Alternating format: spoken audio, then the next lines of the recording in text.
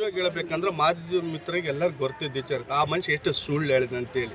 First KDP ಹೇಳಿದ ಸಮಬಾಳು ಅಂತ ಹೇಳಿದ. ಇವತ್ತು ಬಾಳು ಎಲ್ಲಾಗೈತಿ, ಸಮಪಾಲು ಎಲ್ಲಾಗೈತಿ ಎಲ್ಲ ಹೇಳಿದ್ರು.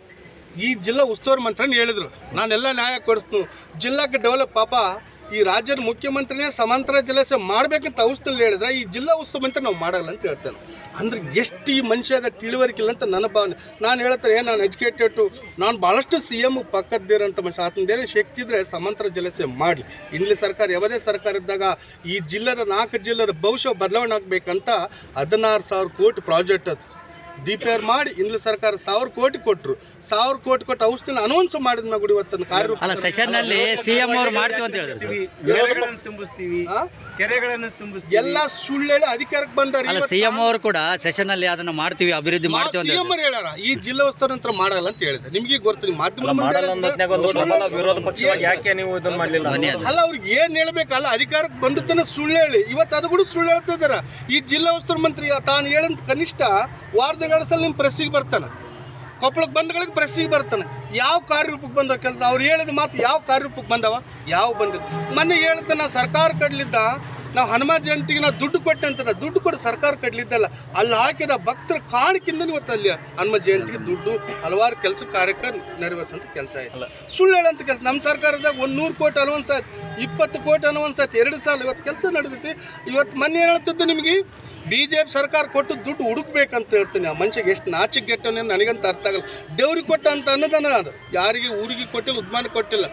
ಬರೀ ಘೋಷಣೆ ಮಾಡ್ಯಾರ, ಅವ್ರೇನು ಅಮೌಂಟ್ ಇಟ್ಟಿಲ್ಲ ಅಂತ ಹೇಳ್ತಾರೆ. ಟೆಂಡರ್ ಕರೆಯಕ್ಕೆ ರೆಡಿ ಆಗಿತ್ತು, ಆಲ್ರೆಡಿ DPR ಆಗೈತಿ, 4 ಇವೆಲ್ಲ ಟೆಂಡರ್ ಕರೆಯಕ್ಕೆ ರೆಡಿ ಆಗಿತ್ತು. ಆ ಮನುಷ್ಯಕ್ಕೆ ಗೊತ್ತಿಲ್ಲ ಮಾಡಿದ ಕೆಲಸ. ಇಂಗ್ಲಿಷ್ ಸರ್ಕಾರದಲ್ಲಿ ಯಾವ ಕೆಲಸ ಕೈಗೊಂಡಿದ್ರು, ಯಾವ ಕೆಲಸ ಕಾಮಗಾರಿ ಟೆಂಡರ್ ಮುಖಾಂತರ ಇದ್ದಂಥ ಮನುಷ್ಯಕ್ಕೆ ಗೊತ್ತಿಲ್ಲ, ತನ್ನ ಇಚ್ಛೆ ಅಂತ ಹೇಳ್ತಾ ಇದ್ದಾನೆ. ಅದನ್ನ ಪಟ್ಟಿ ತೆಗಿಸಬೇಕು. ಇಂಗ್ಲಿಷ್ ಸರ್ಕಾರದಾಗ ಹಲವಾರು ಇವತ್ತು ಈ ಜಿಲ್ಲೆಗೆ ತನ್ನಂಥ ಅನುದಾನ, ನಾವಿರಲಿ ನಮ್ಮ ಸಂಸದರು ಹಲವಾರು ಶಾಸಕರು ಈ ಜಿಲ್ಲೆಗೆ ಸರ್ಕಾರಲಿದ್ದ ತನ್ನಂಥ ಕೊಡುಗೆ ಏನಂತೇಳಿ ಒಂದು ಪಟ್ಟಿ ನೋಡ್ಕೊಂಡ್ರೆ ಗೊತ್ತಾಗ್ತೈತೆ. ಆ ಮನುಷ್ಯ ಏನಾಗುತ್ತಂದರೆ ಮೋದಿ ಬಗ್ಗೆ ಬೈತಾನ, ಇಲ್ಲ ನಮ್ಮ ಯಡಿಯೂರಪ್ಪನವ್ರ ಬಗ್ಗೆ ಬೈತಾನ, ಇಲ್ಲ ನಮ್ಮ ಇವರು ಹಲವಾರು ಬೊಮ್ಮೆ ಇರಬೇಕು. ಬರೀ ಮಾತಾಡಿ ದೊಡ್ಡ ಮನುಷ್ಯ ಆಗಬೇಕು, ಮಾತಾಡಿದ್ರೆ ದೊಡ್ಡವ್ರು ಆಗಲ್ಲ.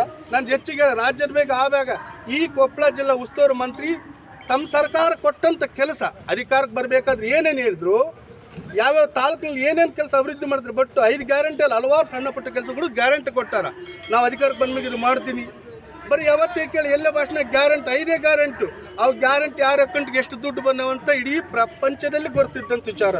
ಇವತ್ತು ಲಕ್ಷಾಂತರ ಜನಕ್ಕೆ ನಾವೇನು ಹಾಕ್ತೀವಿ ಗೃಹಲಕ್ಷ್ಮಿ ಅಂತ ಹೇಳಿದ್ರಲ್ಲ, ಇವತ್ತಿನ ದಿನದಲ್ಲಿ ಎಷ್ಟು ಜನಕ್ಕೆ ಮುಟ್ಟ್ಯವಂತ ಇಡೀ ವಾಟ್ಸಪ್ ಫೇಸ್ಬುಕ್ ಅದಲ್ಲಿ ನೋಡ್ರಿ, ಅಧಿಕಾರ ಮುಖಾಂತರ ಕೇಳ್ರಿ. ಇವತ್ತು ನಾಳೆ ಹಳ್ಳಿಯಲ್ಲಿ ಹೋದ್ರೆ ಇವ್ರು ಕೊಲತಂದು ಓಡಿಸ್ತಾರೆ ಕಾಂಗ್ರೆಸ್ನವ್ರು. ಅದಕ್ಕಾಗಿ ಇಲ್ಲದ ಹೇಳಿ ಕೊಟ್ಟಿವೆಂಬ ಒಂದು ಸಂಘ ತೋರಿಸ್ಬೇಕು.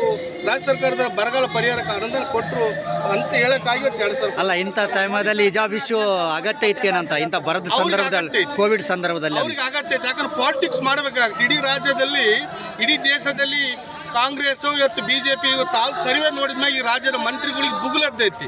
ಕೇಂದ್ರದಾಗ ಅವ್ರ ಸರ್ಕಾರ ಬರ್ತೈತಿ. ಇಡೀ ದೇಶದಲ್ಲಿ ಇವತ್ತು ಭಾಳಷ್ಟು ಸರ್ವೆ ನೋಡಿದಾಗ ಇಲ್ಲಿರೋಂಥ ಮುಖ್ಯಮಂತ್ರಿಗೆ, ಮಂತ್ರಿಗಳಿಗೆ, ಆಲ್ ಶಾಸಕರಿಗೆ ಇವತ್ತು ಇಡೀ ಕೇಂದ್ರದಲ್ಲಿ BJP ಸರ್ಕಾರ ಆಗ್ತೈತಿ.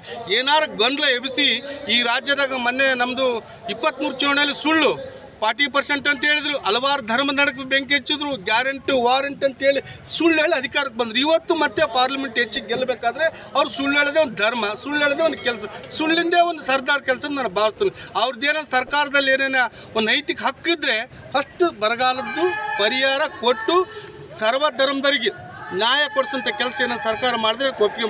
ಇವತ್ತು ಧರ್ಮ ನಡಕ್ಕೆ ಬೆಂಕಿ ಹಚ್ಚಂಥ ಕೆಲಸ ಈ ರಾಜ್ಯದ ಮುಖ್ಯಮಂತ್ರಿ ಮಾಡ್ತಾ ಇದ್ದಾನೆ. ಅವ್ರು ಮಾಡಬಾರ್ದು ಅಂತ ನಾನು ಹೇಳ್ತೀನಿ. ಪಾಲಿಟಿಕ್ಸ್ ಮಾಡೋಣ, ಸೋಲು ಗೆಲುವು ಅನಿವಾರ್ಯ ಇದ್ದಿದ್ದೆ, ಆದರೆ ಎಲೆಕ್ಷನ್ ಬಂದಾಗಿಂತ ಕಮ್ಯುನಿಟಿ ಒಳಗೆ ಬೆಂಕಿ ಹಚ್ಚಂಥ ಕೆಲಸ ಮಾಡಬಾರ್ದು ಅಂತ ಹೇಳ್ತಾ ಇದ್ದೀನಿ.